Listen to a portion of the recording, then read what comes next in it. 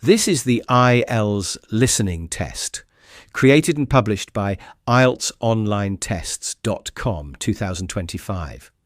You will hear a number of different recordings and you have to answer questions on what you hear. There will be time for you to read the instructions and questions, and you have a chance to check your work. All the recordings will be played once only. The test is in 4 parts. At the end of the test, you will be given 2 minutes to check your answer. Now turn to part 1.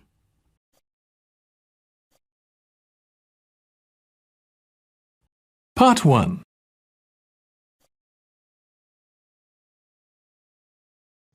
You will hear a woman asking a sales assistant about insurance policies. Before you listen again, you have 30 seconds to read questions 1 to 6.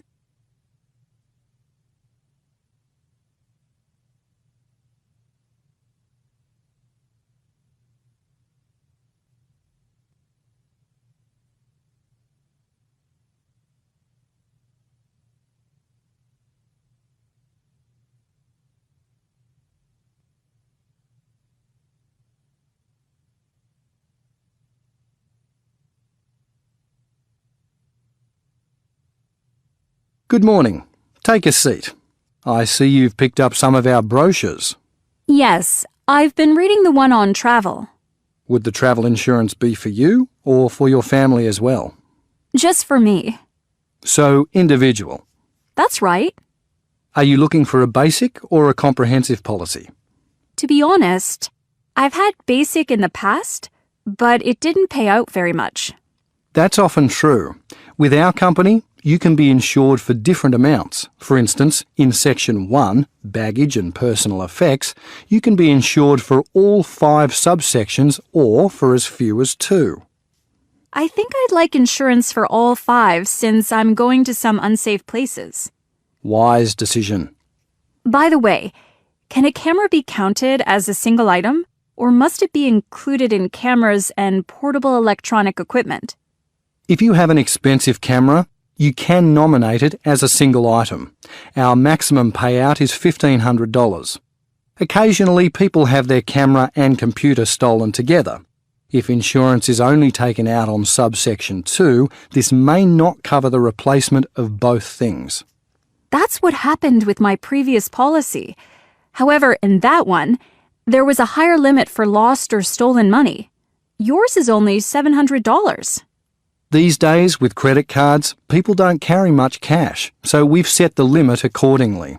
Still, we pay out well for documents. Indeed. In the disrupted travel section, reasonable costs is written for a missed connection or an early return instead of an amount of money. What exactly are reasonable costs? Put it this way. If you miss your flight due to poor weather that is verifiable, we pay $300 per day of lost time. If you arrive at check-in as the aircraft is leaving because you overslept, we still pay out, but only $100 a day. We rely on information from the airline to determine this. Before you listen to the rest of the conversation, you have 30 seconds to read questions 7 to 10.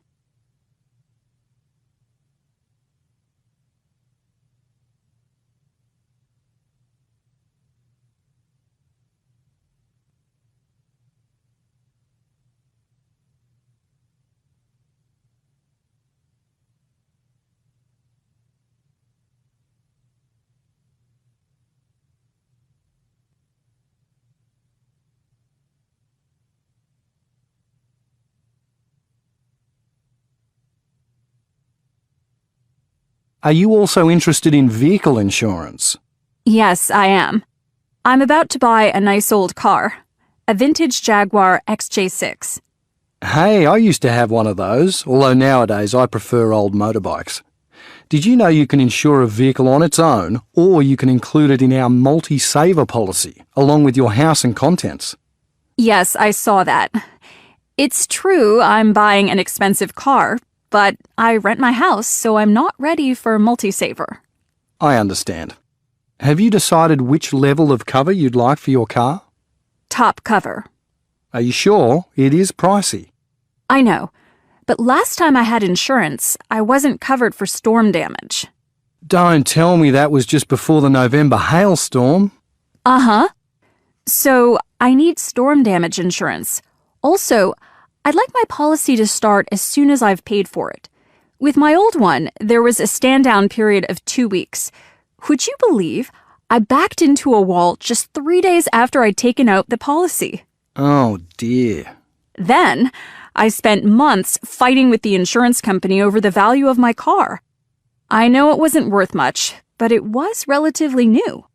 If you choose top cover, we agree on a value for your car and renegotiate each year to avoid disputes.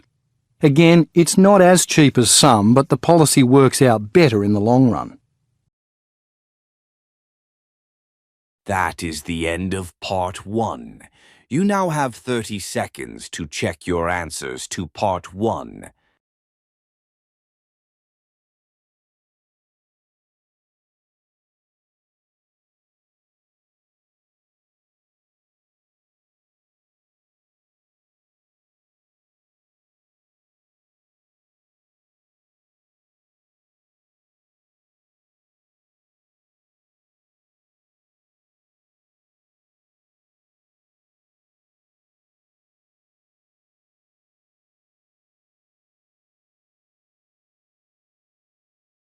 Now turn to part 2. Part 2. You will hear a man introducing a charity to a group of listeners. First, you have some time to look at questions 11 to 16.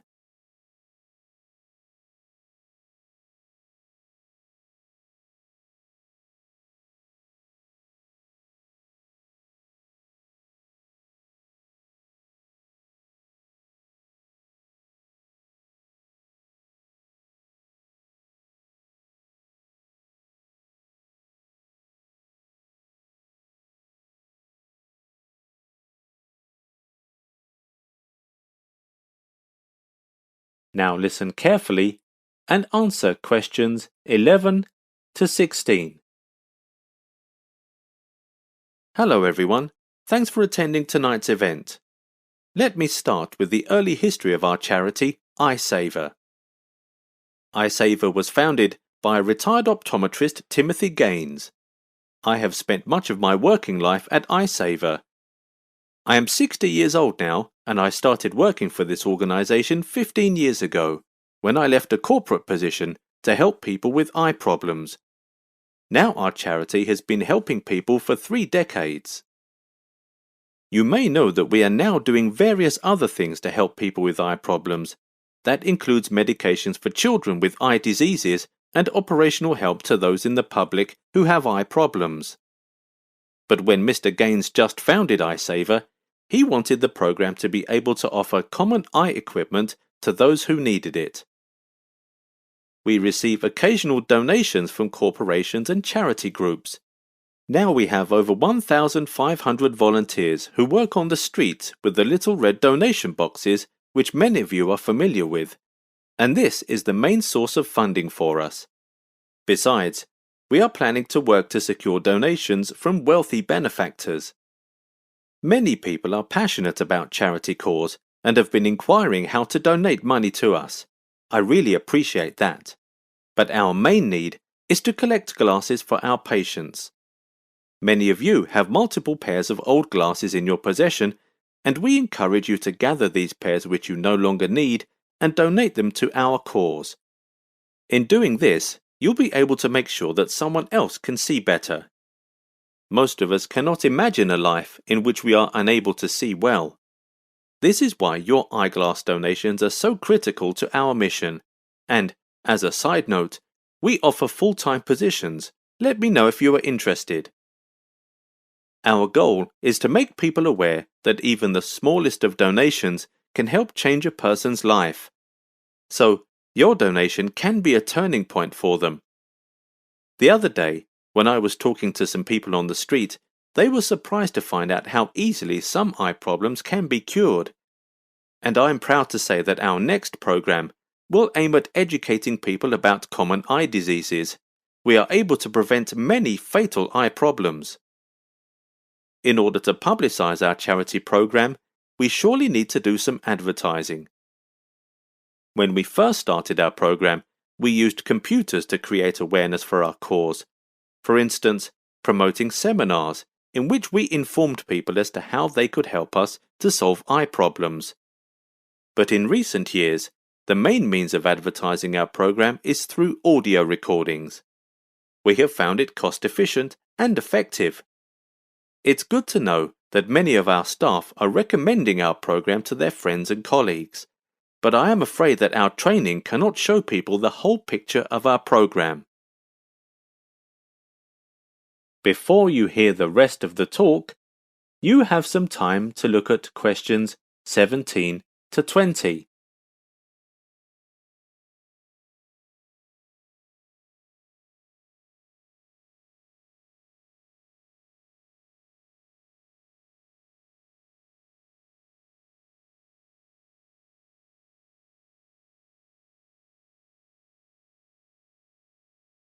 Now listen and answer questions 17 to 20. Finally, I would like to tell you about some organizations which have played important roles in the development and success of iSaver. Our affiliation with the National Vision Funding Group has allowed us to gain fame and to become even more significant. So, many people around the country are coming for our services. Our association with the Eye for the Future organization has allowed us to run cooperative ads by which we seek producers of equipment to work with us. Meanwhile, some of our staff has been sent to this organization for some special training. Their skills should be improved very soon. Also, we have had a long-time cooperation with Sam's Eye Care Institution. Our relationship with it has given us the opportunity to link with many different academic institutions, including colleges and universities with good reputation. And we have a similar friendship with a group called Youth Health. Our connection with that group allows us to link directly with young kids, since this is a crucial stage in their growth. We plan to contact with some colleges and hope that with their help, more college students could get to know our program. So, as you can see, we have all bases covered in linking with students, as we have affiliations directly with both administrators and the students themselves. Thank you so much for your attention today. As we try to stamp out eye problems, we will appreciate your donations, no matter how large or how small. We believe, with our efforts, the world will be a brighter and more beautiful. That is the end of part 2. You now have 30 seconds to check your answers to part 2.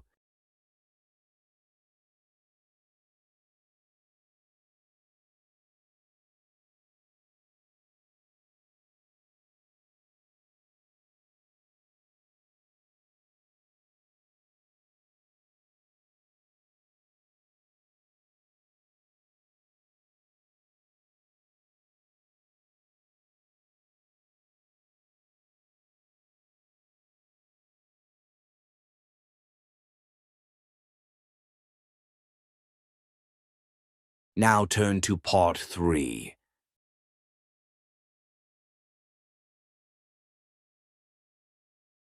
Part 3. Study options. You will hear a professor talking to her student about his study options. Before you listen, you have 30 seconds to read questions 21 to 24.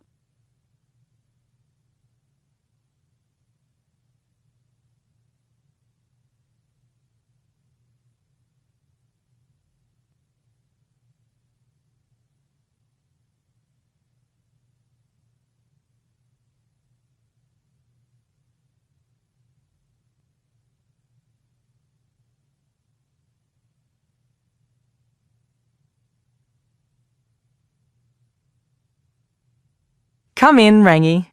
Thank you, Professor Anderson. I've been meaning to contact you, but I just got back last night. Where have you been? Conferences in Massachusetts and New York. For physics? Yes. Great. I'm looking forward to attending conferences one day. I imagine that won't be so far away. I was extremely impressed with your classical mechanics exam. In fact, you were one of only 2 students out of 180 to get an A+. Wow. I really did enjoy the course. So how can I help you? I'm sorry to say it's a bit of a long story.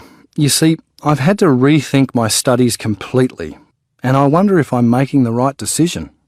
You're doing 2 degrees, aren't you? Science and arts. I was doing 2. I've decided to focus on science. Oh?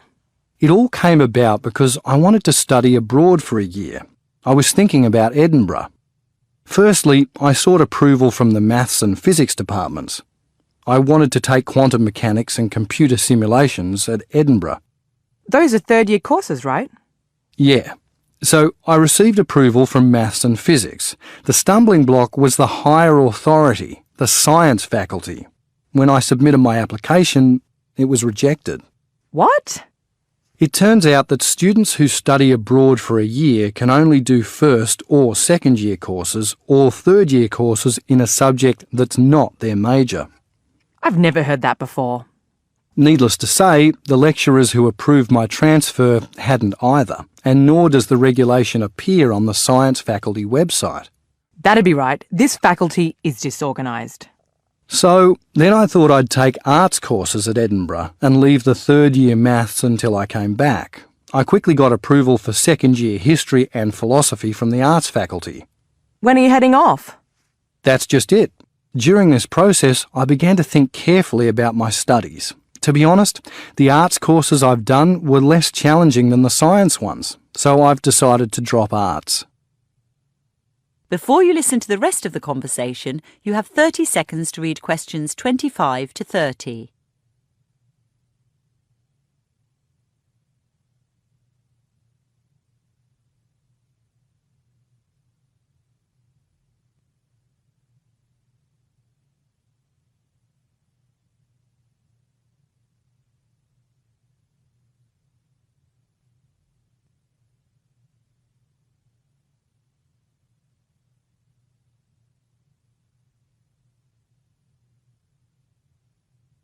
Where do I figure in all this?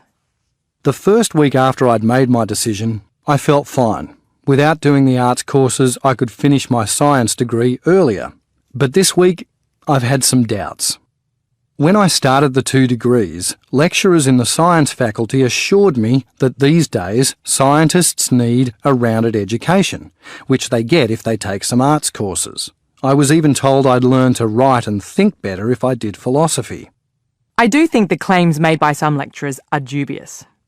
Then there's the fact that now I'm going to be stuck here next year. I was so excited about going to Europe. It is disappointing to give that up. Still, the reason I wanted to contact you, Rangi, is that I'm looking for students to work 6 hours a week in my lab. It's paid work, not highly paid, but probably better than I'm working in a bar. Also, we've just bought a new laser, which you'd learn to use. That sounds excellent. As to going abroad, why not do your postgraduate studies in the US? There's some amazing physics being done in Massachusetts. If you like, I can send you the papers from the conference. Thanks. Of course, I'd be sad to lose you if you did go abroad, but an A+ student like you has a very good chance of winning a major scholarship. Goodness, I've never even considered that. Personally, I think committing yourself to science is the way to go. Thanks, Professor Anderson. You've taken a load off my mind. Now I don't have to deal with Hegel or Leibniz. I've plenty of time to read those conference papers. That is the end of part 3. You now have 30 seconds to check your answers to part 3.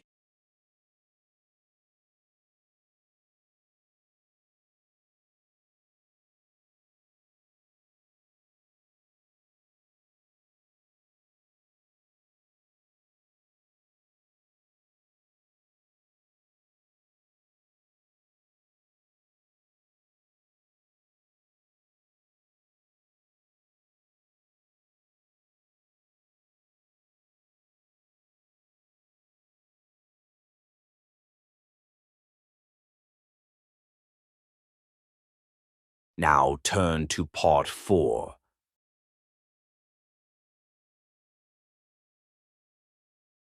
Part 4. You will hear speaker introduce some interesting facts about leatherback sea turtles. We'll discuss how they manage to dive to great depths, the challenges they face underwater, and their unusual feeding habits. Speaker also mentioned their migration routes and the technology researchers use to track them. First, you'll have some time to look at questions 31 to 40.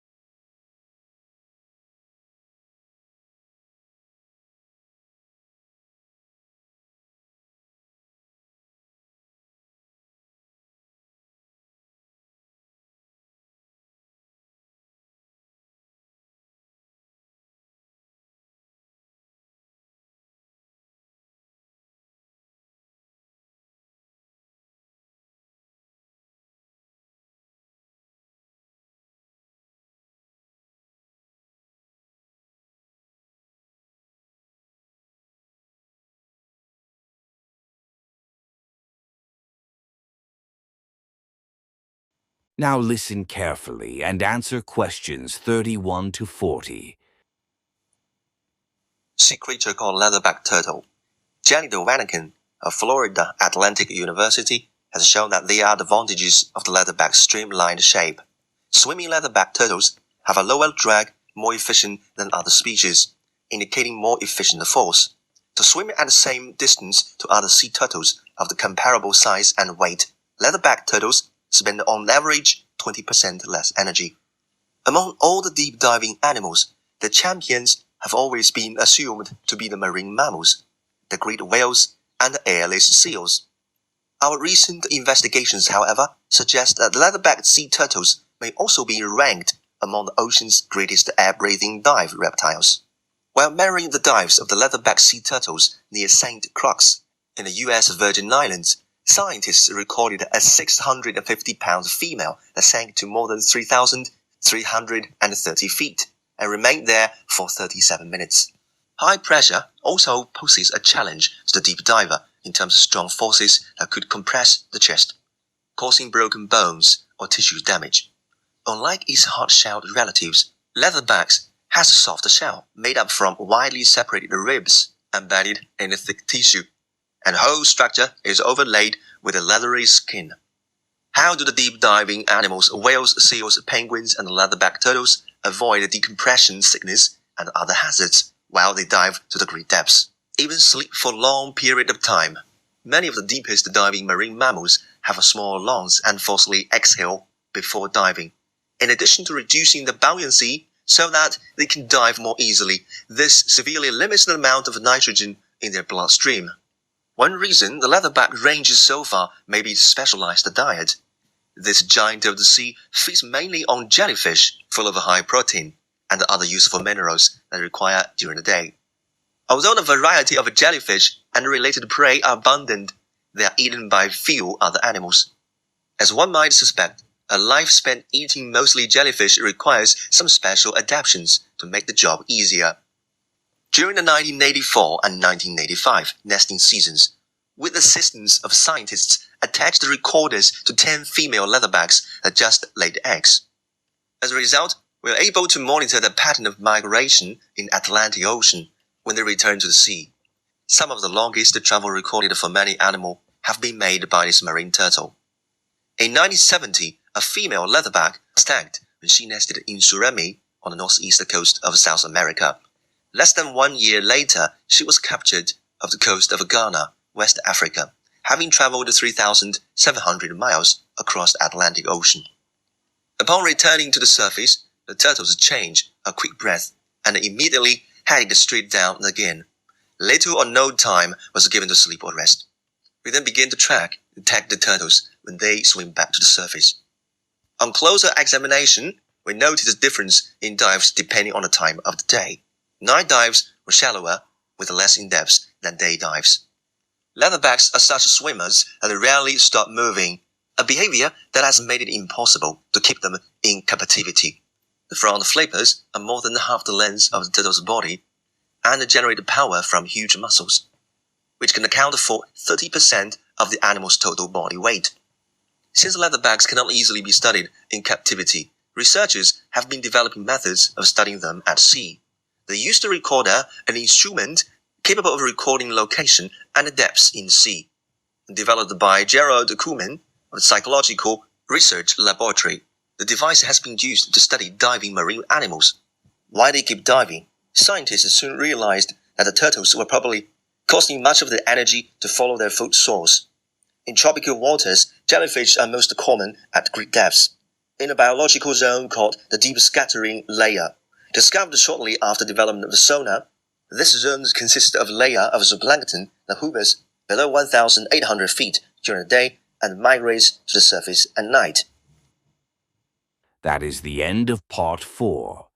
You now have 1 minute to check your answers to Part 4.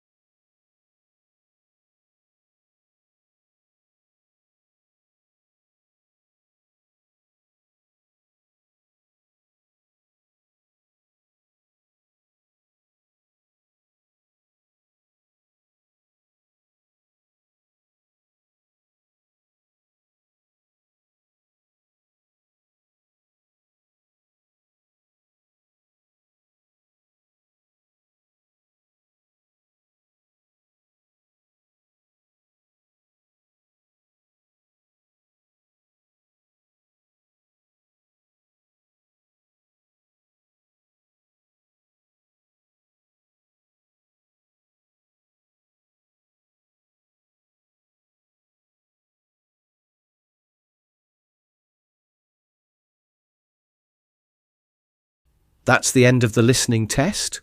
You will now have 2 minutes to check your answers.